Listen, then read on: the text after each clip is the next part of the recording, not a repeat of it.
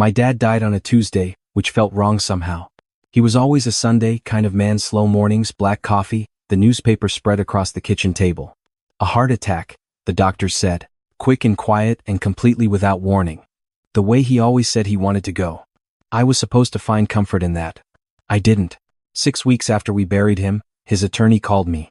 I was in the middle of a project deadline, half a sandwich sitting untouched on my desk, when my phone lit up with a number I didn't recognize. I almost let it go to voicemail. Something made me answer. Is this Daniel? The voice was measured, older, professional.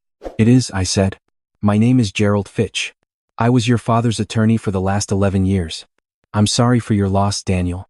I know this call is coming at a difficult time, but your father left very specific instructions. There's something he wanted you to have. I sat back in my chair. Okay. What is it? A letter? Sealed. He asked that it be delivered to you personally, not to the estate, not to any other family member. Just you. He also asked that you read it alone. That last part sat strange. Alone. My dad was a straightforward man. He coached Little League. He drove the same truck for 14 years. He didn't deal in secrets. Did he say why? I asked. No, Mr. Fitch said. But he was very clear about it. He said, and I'm quoting him directly here, Daniel will understand once he reads it. The envelope arrived 2 days later by courier. My fiancée, Nicole, was home when it came. She signed for it before I even knew it had arrived. And when I walked into the kitchen, she was already turning it over in her hands, studying the seal. Who's Gerald Fitch? She asked. Dad's lawyer, I said, taking it from her gently. Just estate stuff. She nodded. But her eyes stayed on the envelope a half-second longer than they needed to. That night, I waited until Nicole said she was going to bed early with a headache. I waited another 20 minutes after the bedroom light clicked off. Then I sat down at the kitchen table, poured 2 fingers of bourbon, my dad's brand, and opened the envelope. Inside was a single folded letter, handwritten in my father's print. Neat, deliberate letters, the handwriting of a man who still balanced his checkbook by hand. And beneath the letter, a small brass key with a paper tag. A safety deposit box number. First National Bank on Clement Street. I unfolded the letter. Daniel, if you're reading this, then I ran out of time to tell you in person. I'm sorry for that. I tried to find the right moment and kept convincing myself there would be another one. That was a mistake. And I need you to forgive me for it. What I'm about to tell you is going to be hard to believe. I know you. You're going to want to defend the people involved. Please don't. I spent 8 months watching and recording before I was willing to accept it myself. Your uncle has been stealing from the business for nearly 3 years. Not skimming. Not borrowing. Systematically transferring assets through a company he opened in Nevada. The accountant who signed off on it is someone Nicole introduced into our payroll 18 months ago. I don't think it's a coincidence. The safety deposit box has everything. Don't go to your uncle first. Don't tell Nicole. Take the box contents to a different attorney, not Fitch, someone you find yourself, and let them guide you from there. I love you. I should have told you sooner. About all of it. Dad? I read it 3 times. The bourbon sat untouched. My uncle. My dad's younger brother. The man who gave a toast at my parents' wedding and coached me through my first job interview. The man who sat in the front pew at my dad's funeral with red eyes and shaking hands. And Nicole, who had been in my life for 2 years and in my father's business orbit for about 18 months. Nicole, who had been the one to suggest bringing in a real financial consultant because Dad's books were, and I could still hear her exact words, a little old-fashioned. I folded the letter and put it back in the envelope. I sat in the dark kitchen for a long time, listening to the house settle around me. I thought about every conversation I'd had with my uncle in the past year. Every time he'd called to check in after Dad got sick. Every lunch where he'd casually floated the idea of restructuring the company. Every time Nicole had mentioned, just in passing, that maybe it was time to think about the future. I thought about how both of them had pushed me, gently and consistently, to settle the estate quickly. Don't drag it out, Daniel. Your dad would want you to move forward. My father's voice came back to me, clear as if he were sitting across the table. Don't react. Think first. Then move. I went to bed. I didn't sleep. The next morning, I kissed Nicole on the cheek and told her I was heading into work early. She smiled and said she'd make dinner that night, something nice. I told her I'd look forward to it. I drove to First National Bank on Clement Street at 9 a.m. The safety deposit box was a medium-sized one, tucked in the back row of the vault room. When I opened it, I understood immediately why my father had spent 8 months on this. The man had been methodical in a way I'd never seen from him in daily life. There were 4 folders, labeled in his handwriting, and a small digital recorder. A note card on top read, "Recorder first." Then the folders in order.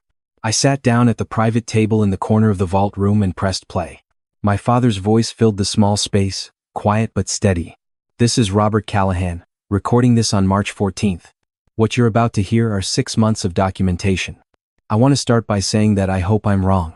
I have hoped that every single day, but the numbers don't lie, and I'm not good enough at math to have misunderstood them 6 different times." He walked me through it.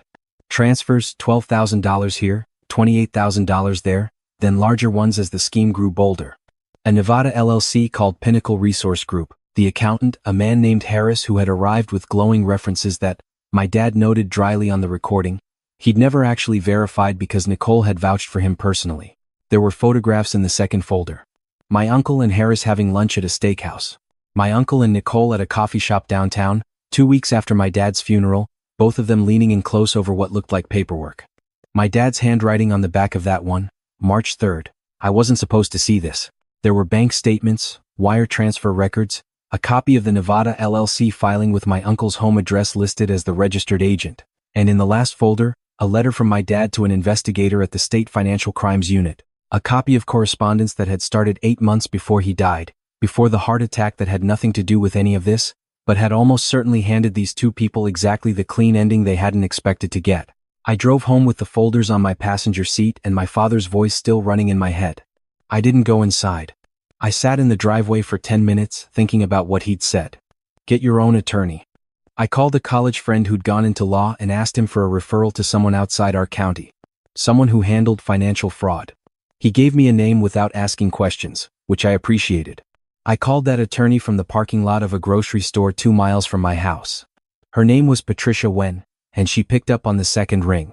I told her I had documentation of what I believed was a multi-year theft from a family business, involving a family member and a third party connected to my fiancée. I told her my father had compiled the evidence himself before his death. She was quiet for a moment. Then she said, "Can you come in tomorrow morning at 8? I said yes. Then I went home and made sure my face showed nothing. That week was the longest of my life. I sat across from Nicole at dinner 3 nights in a row and watched her talk about her day, about a movie she wanted to see, about whether we should repaint the living room. I watched her hands when she spoke. I watched her eyes when she asked how the estate settlement was going.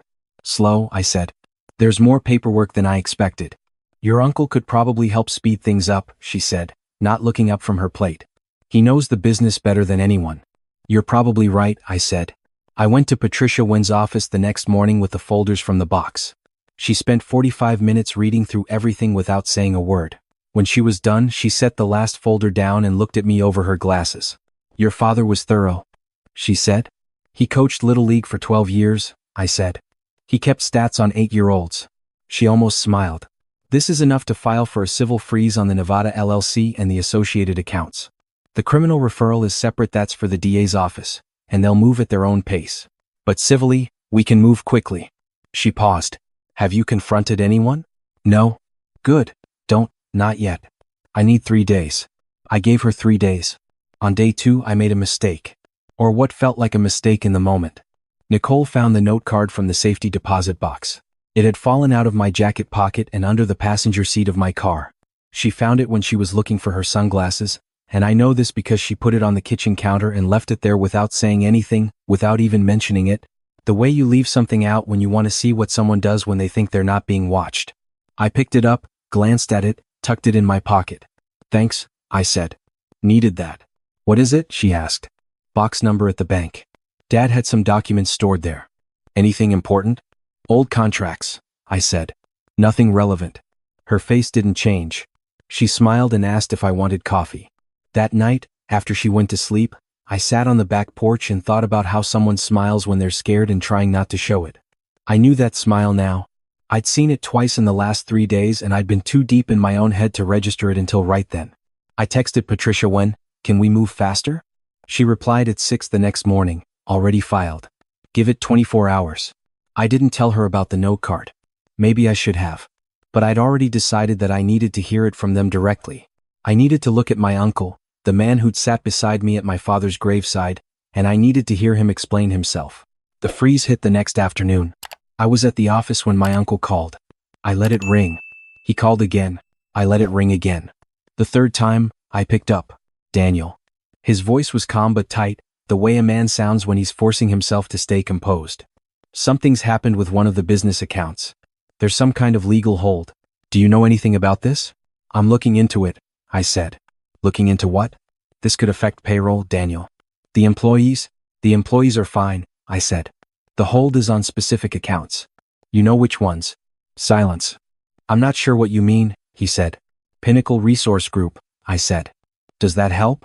The silence that followed was longer. When he spoke again, his voice had changed. The composure was still there, but something underneath it had shifted, something colder. We should talk in person. We will, I said. But not today. I hung up and sat very still at my desk for a while. My hands were steady. I was surprised by that. Nicole was gone when I got home that evening. Not outgone. A bag from the closet, some clothes, her laptop. The engagement ring was on the bathroom counter. No note. I stood in the doorway of the bedroom for a moment, looking at the space where her things had been. She knew. She'd figured out enough to know that whatever was coming, she didn't want to be standing next to me when it arrived. Part of me had expected anger, a confrontation, an explanation. What I got instead was an empty closet and a ring on a countertop, which in its own way told me more than anything she could have said. I called Patricia when. She's gone, I said. Packed and left. Good, she said, which surprised me. It confirms knowledge. If she were innocent, she'd be asking questions. She ran, which means she knows exactly what the freeze means. She paused. The DA's office called me an hour ago. They've been looking at Harris for 6 months on an unrelated case. Your father's documentation gave them what they needed to connect the two. What does that mean? It means this is moving faster than I expected, she said. Is there anywhere you can stay tonight that isn't your house? I called an old friend and slept on his couch. The next morning, my uncle showed up at my office. He walked in without an appointment and sat down across from my desk like he owned the furniture. He looked worse than he had at the funeral, which I wouldn't have thought possible. Dark circles, unshaved, his collar loose. You need to stop this, he said. Before it goes further. I don't think I do, I said. Daniel. His voice broke slightly on the second syllable. I know how this looks. But you don't understand the full situation. The business was in trouble before your father got sick. Real trouble. I was trying to find a way to save it without telling him how bad things had gotten. I was protecting him. I looked at him across the desk. He seemed to mean it, or at least some version of himself believed it. That was almost worse than if he'd just been coldly calculating from the start. $340,000, I said. That's what Patricia Wen's forensic accountant found in the first pass.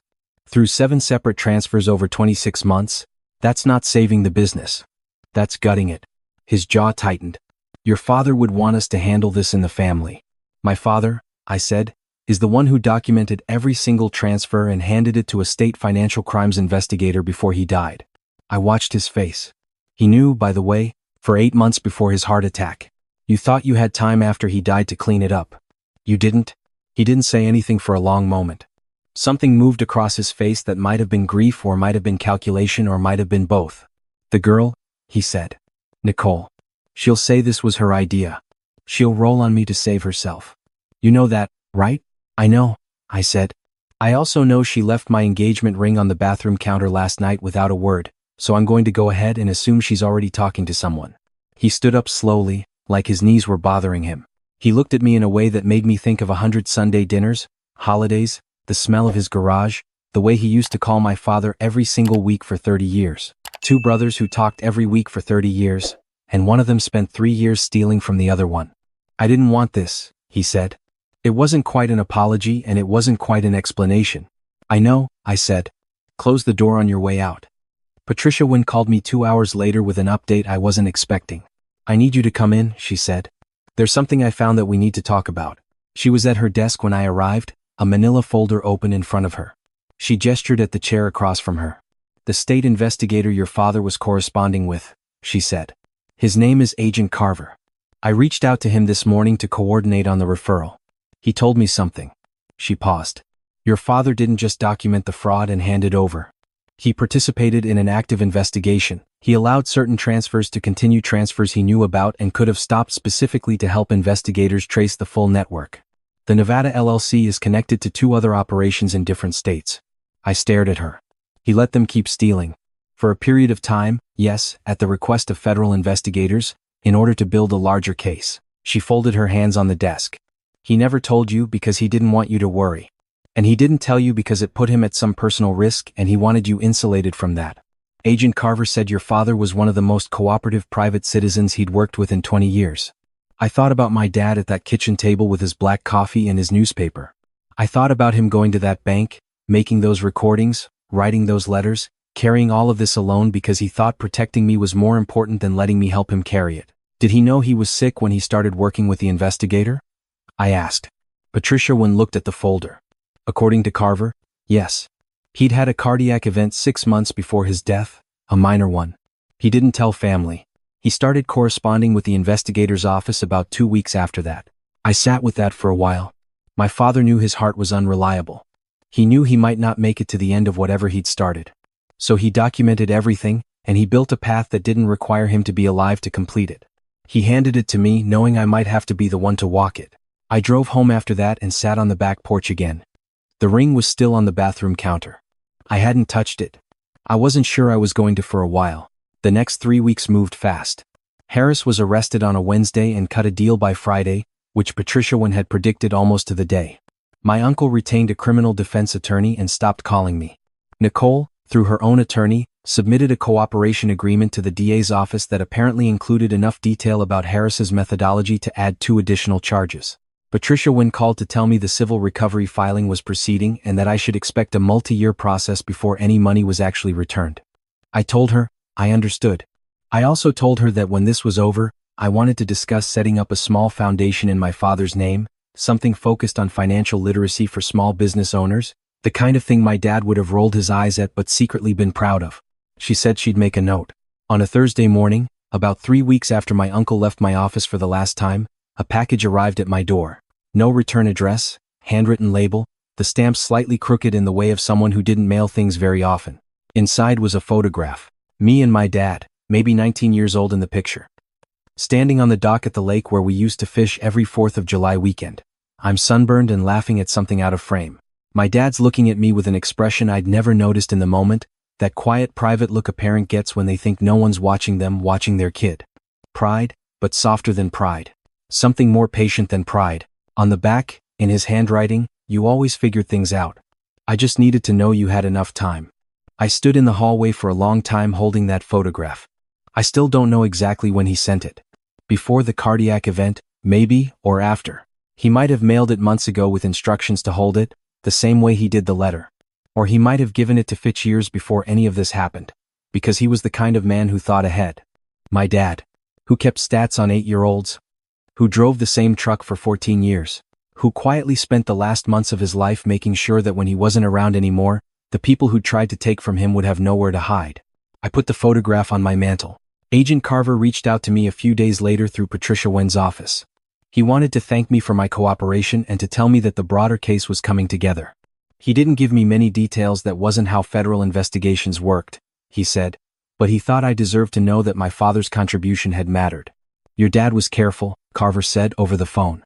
Some people, when they find out they're being defrauded, they blow up immediately. They confront people, they tip off the subjects, the whole thing collapses. Your father did the opposite. He took his time. He didn't move until he was certain. He paused. It's actually rare. He coached Little League, I said, which I realized was the second time I'd explained my father to someone using that fact. Carver laughed a little. There's worse training. That evening I cooked dinner for the first time in weeks. Nothing complicated, just pasta. A recipe my dad used to make on Friday nights when my mom worked late. I stood at the stove listening to the water come to a boil, and I thought about the fact that my father knew, at some point, that he was going to leave me with a mess and a mystery and a ring on a bathroom counter, and he left me the tools to get through it anyway because that was the most honest thing he could give me. He didn't protect me from the hardest version of things. He just made sure I wouldn't have to face it without the truth. 2 months later, I was standing in the lobby of a community center in our neighborhood. We were launching a half-day workshop series for small business owners on financial basics, bookkeeping, how to vet accountants, what to look for in a contract before you sign. 42 people had registered. I'd spent most of the previous Saturday putting together the handout materials, and I'd stayed up later than I should have trying to get the opening remarks right. I opened with my dad. Not the whole story that wasn't mine to give to a room full of strangers in a community center lobby, but the part that mattered. That there are people who spend their whole lives building something quietly and carefully, and sometimes they need someone to help them protect it. After the session, a woman came up to me and said her father had died 2 years ago and left behind a small landscaping business and a pile of contracts she still didn't understand. She'd been too embarrassed to ask anyone for help. I gave her a card for Patricia Wynn's office. That night I went home and stood in front of the mantel for a while, looking at the photograph. Me sunburned and laughing. My dad watching me like he had all the time in the world. I'm doing okay, I wanted to tell him. I figured it out. You gave me enough time.